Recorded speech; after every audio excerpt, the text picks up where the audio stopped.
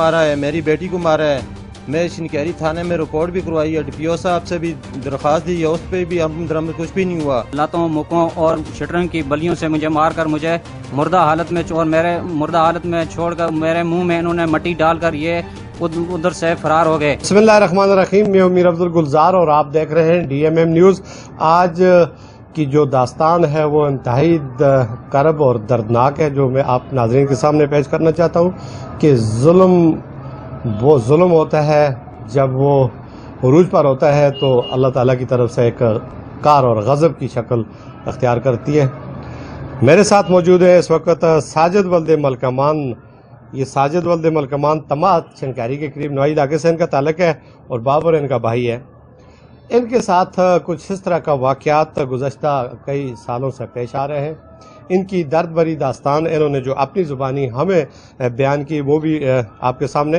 राजा यासर और राजा आदल के घर का ये गुज़श्ता हफ्ते काम कर रहे थे और वक़ूअ के रोज़ राजा वलीद, राजा तला और राजा आतफ वग़ैरह ये 3 अफराद वहाँ पे आए और उन्होंने साजिद को जो ज़मीन पर ये बैठा हुआ था अचानक पीछे से इनको धक्का दिया और ज़मीन पर गिरा दिया।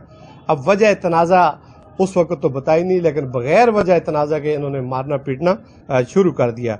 इन तीनों मुलज़मान ने लातों, मुक्कों, डंडों और वो जो वहाँ पे लकड़ियाँ पड़ी थी उनसे मार मार कर लहू-लुहान कर दिया साजिद को और नीम मुर्दा हालत में उसको छोड़कर वहाँ से फ़रार हो गए।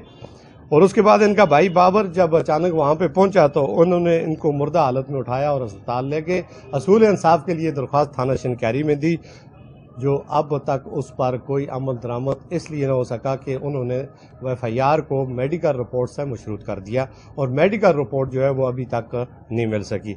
बकौल इनके साजिद और बाबर कह रहे हैं कि वो लोग बासर हैं और उनके पास वसाइल भी बहुत ज़्यादा हैं और वो शायद उसकी आड़ में इस तरह की कुछ सूरत हाल उन्होंने की होगी, ना तो मेडिकल रिपोर्ट आई और न इन पर कार्रवाई हो सकी। और उसके साथ ही ये CCTV फोटोज कैमरा जो जहाँ पे जो वाक़या हुआ वो किसी पड़ोसी के घर से उस कैमरे से इन्होंने जब उस वाक़े की फ़ोटोज निकाली तो उसमें वाज़ेह तौर पर देखा जा सकता है उन मुल्ज़मान को कि वो किस तरीके से आते हैं और किस तरह उस पर तशद्दुद करते हैं। उस पर तबसरा करने की कोई ज़रूरत नहीं है। उस CCTV फोटोज में साफ देखा जा सकता है कौन किसको किस तरह मार रहा है और कितने लोग हैं, ये भी देखा जा सकता है।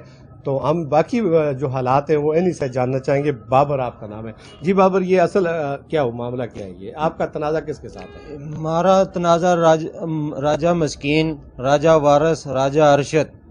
क्या तनाज़ा क्या है? मैंने इनसे जगह ली है। कितना अर्सा पहले? तकरीबन 2003 को ली है। फिर क्या हुआ? उसके बाद मैंने ये वो काम किया मकान का।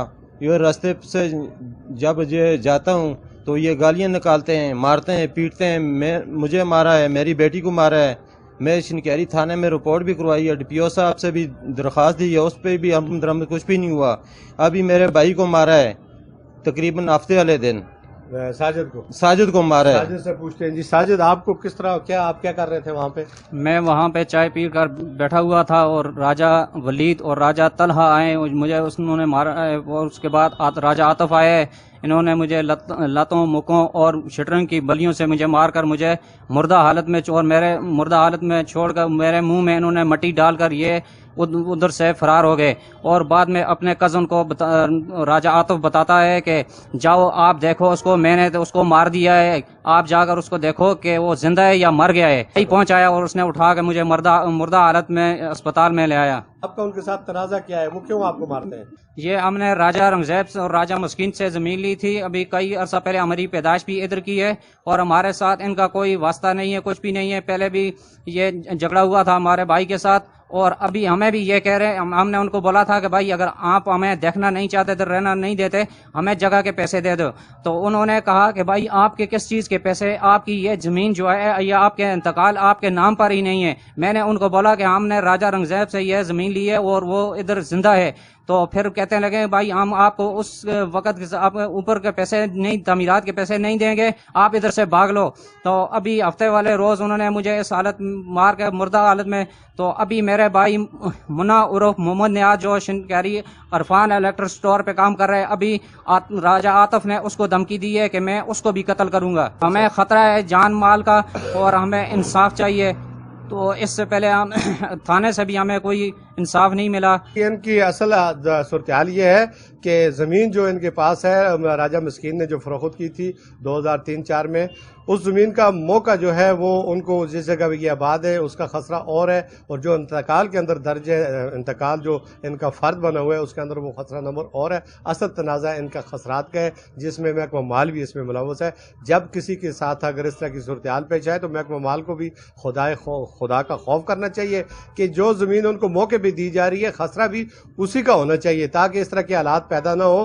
وہ جو راجہ مسکین ہے یا دیگر راجے جو لڑائیاں جھگڑے کر رہے ہیں اس کی وجہ بھی شاید یہی ہو سکتی ہے کہ وہ کہتے ہوں گے کہ جی یہ جگہ اب قیمتی ہوگی اور جو خسرہ آپ کے نام ہے اس پہ جائیں. تو ٹھیک ہے، تنازعات ہوتے ہیں، ان کو مل بیٹھ کر بھی تو حل کیا جا سکتا ہے. کسی کی جان لینا مارنا یہ کوئی کسی مسئلے کا نہ تو حل ہے، نہ ہمیں مذہب اس کی اجازت دیتا ہے اور نہ ہمیں آئین اور قانون اس کی اجازت دیتا ہے. کبھی کسی کے ساتھ اس طرح کی زیادتی نہ تو یہ بابر ساجد کریں اور نہ وہ راجہ طفیل وغیرہ کریں. ہماری کسی کے ساتھ نہ تو دوستی ہے اور نہ دشمنی ہے. ہم اللہ کی رضا کے لیے انصاف کی بات کرنے کے خواہشمند ہیں کہ ان دونوں میں اگر کوئی تجاوزات کر رہا ہے تو کسی تیسرے کو چاہیے کہ وہ اس میں اپنی وہ مداخلت کر کے ان کو آپس میں مل بٹھا کر ان کے معاملات کو خوش اسلوبی کے ساتھ حل کر دے. یہ جو تشدد ہوا ہے، جو فوٹو CCTV میں دیکھی جا رہی ہے، اس کے مطابق ان کا جو ہے نا باقاعدہ ان پر دفعات لگتی ہیں اور ان پر مقدمہ بنتا ہے. اگر قانون اس کی اجازت دیتا ہے تو ان کو انصاف ملنا چاہیے. ڈسٹرکٹ میڈیا مانسہرہ نہ تو کسی کا فریق ہے، نہ یہ جو کچھ موقف کر رہے ہیں اس کے ساتھ وہ اتفاق کرتا ہے، بلکہ ڈسٹرکٹ میڈیا کا عموماً موقف یہ رہا ہے کہ وہ آئین قانون اور اللہ تعالیٰ کے احکامات کی بالادستی ہونی چاہیے اور اسی کے مطابق فیصلے ہونے چاہیے. ہماری کسی بات کو کسی کے ساتھ اتفاق یا منسوخ نہ کیا جائے. ہم بالکل غیر جانبدار ہو کر اس معاملے کو آپ کے سامنے رکھتے ہیں. اصل حقائق اس کے سامنے لا کر انتظامیہ کا کام ہے کہ اس کے مطابق قانونی کارروائی اگر بنتی ہے تو کر دی جائے اور انصاف جہاں سے ملتا ہے. باقی ان کو جو دھمکیاں مل رہی ہیں کہاں تک اس میں صداقت ہے اس پر بھی دیکھا جا سکتا ہے. اسی کے ساتھ اجازت چاہوں گا. اللہ حافظ.